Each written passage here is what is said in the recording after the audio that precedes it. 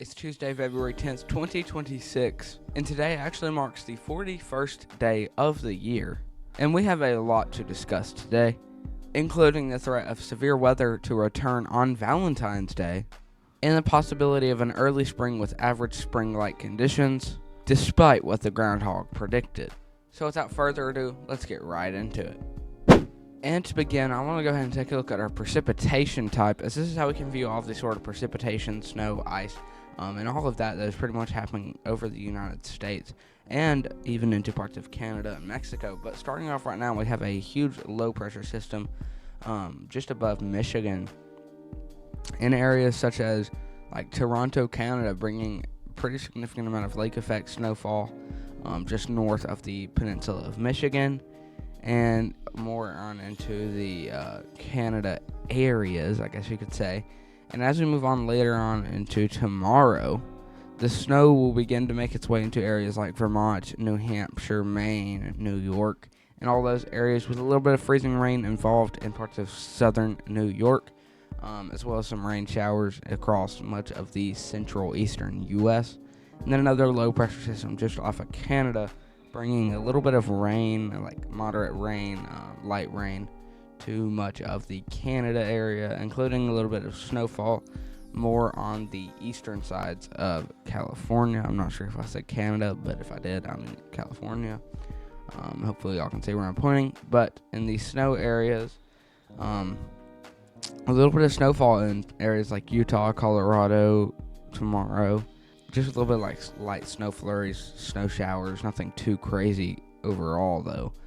And this continues to stay as a rain shower in the southeast. And we will have some more freezing rain start to actually fire up into parts of like Highlands, New Jersey, into southeastern Pennsylvania, even into parts of southeastern New York, which could just cause some freezing rain, like I said.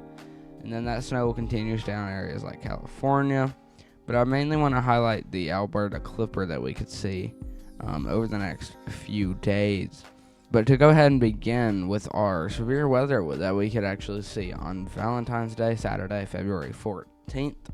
This is that little rain showers that start to form up into the severe weather.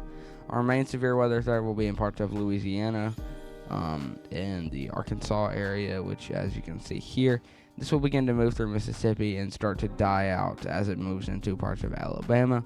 And then it will be just rain pretty much as it moves through areas like Atlanta, Georgia. And once it moves to the Dothan, Alabama area, it will still consider be a decent severe thunderstorm, I guess you could say, with some more rain showers just up into areas like Virginia Beach. And then some more snow still out in areas like Washington and California. Now, I want to go ahead and take a look at the snow system here, which as we move on from now, pretty much all the way until February 17th, there will still continue to be snow in California and Nevada and those areas, as well as this pretty significant snow event that will occur just into Canada, just up to the north of the United States, which is all driven by a low pressure system, which will be driving all the snow, freezing rain, and all that stuff up through the north, as well as this sort of Alberta Clipper, I guess you could say, moving through Minnesota, Wisconsin, and Michigan. And then there will continue to be snow on the far western sides, pretty much as far as these models go. Then there's this other pretty significant snow system that will bring tons of freezing rain and a lot to the Ohio area. But I just want to go ahead and say that this is still 12 days out.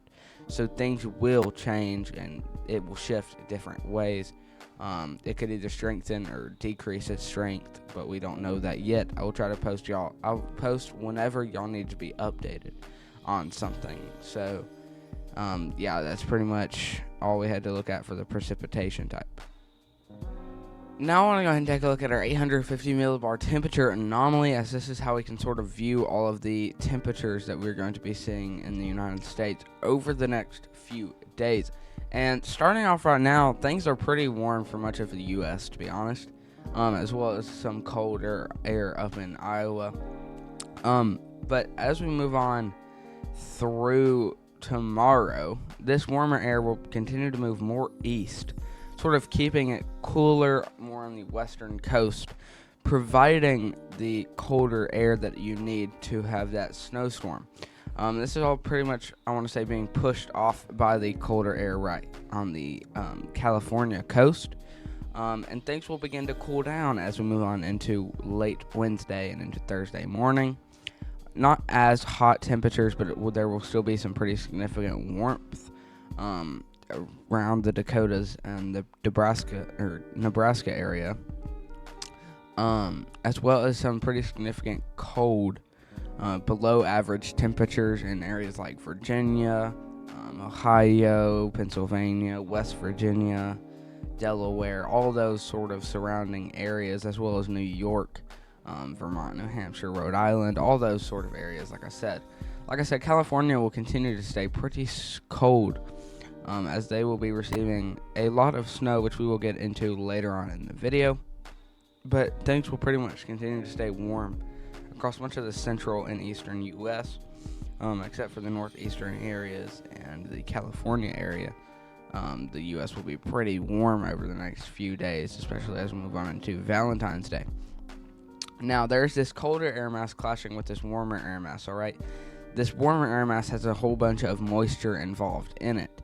And since warm, moist air is like sort of humidity, I guess you could say. So once warm, moist air clashes with colder air, cold Arctic air, it begins to sort of form the severe weather that we could see.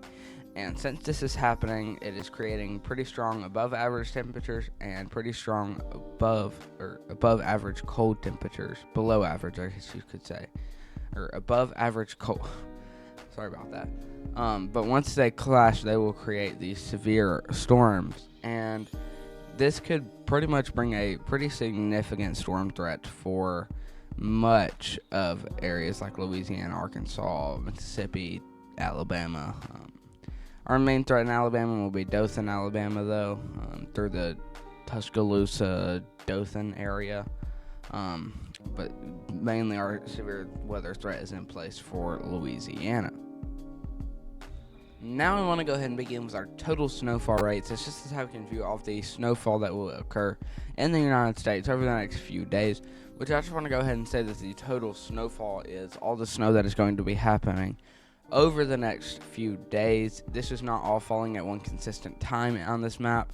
This is just sort of highlighting how much snow an area could get to however many days out we go, which in this case we're only going to go out about 6 or 7 days, maybe even 8 days.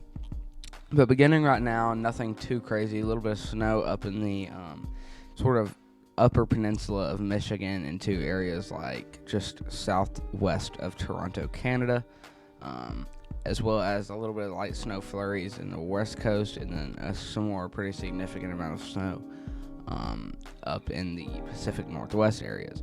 And as we move on into later tomorrow, or early morning hours tomorrow, snow begins to pick up in California and all those sort of areas, as well as some more pretty significant amounts of snow in the Vermont, New Hampshire, Maine area.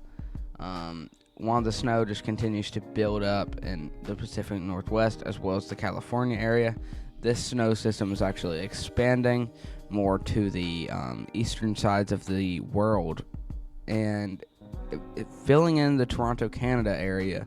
So if you are in Toronto, Canada, you could be receiving upwards of a foot of snow as we move on into February 16th. And even into Virginia areas, to be honest. A quick amount of snow buildup on Virginia on Sunday, which if we watch how fast it builds up into Monday, that is a pretty significant amount of snow. There will most likely be some schools canceled in the northwestern parts of North Carolina, but don't get your hopes up, as this still is 6 days out and things 100% can change. It will change as we move on into Monday, and snow will continue to build up across much of the California area, but we'll highlight that as I believe there could probably be upwards of 3 feet of snow in areas like the Canada, Nevada area, or California, Nevada area, sorry about that. as we move on into Monday, February 16th. Alright, now I want to go ahead and take a look at our composite reflectivity, as this is how we can sort of view the severe storm and severe weather closely in a more accurate sort of like, I guess you could say, mainly highlights the severe thunderstorms and all of that instead of the precipitation like the last model we looked at for the severe weather did. So as we move on to tomorrow, just some rain showers in parts of Alabama, Mississippi, Tennessee, and Georgia. Mainly the northern parts of the states, but if you're in Tennessee, it'll be the southern and northern parts of the states. So pretty much covering all of Tennessee. Going through much of the southeast, including areas like Georgia, South Carolina, North Carolina, Virginia Beach, Virginia, obviously Virginia, as it's going through Virginia Beach. A little bit of rain showers could even affect parts of Jacksonville, Florida. Nothing severe, obviously. Just a little bit of light to moderate rain showers. Off and on rain and some light pop-up thunderstorms in parts of California as we move on into Thursday. And then as we move on into Friday, some rain showers in Kentucky, Tennessee area. But overall, nothing really too crazy occurs, as well as some like rain showers. But I really want to highlight Saturday, February 14th, as this is when that severe weather event will really begin to pick up, which you can see all of them starting to sort of come together and just form into sort of one line of storms once they get into the Louisiana, Arkansas area, which as we move on into Saturday morning is when they will really begin to move on into their line, and they will begin to move through Louisiana, Arkansas, Mississippi, Saturday night into Sunday morning. Probably early morning hours on Sunday, like 3 a.m., 4 a.m., even into like the 1 a.m. hours.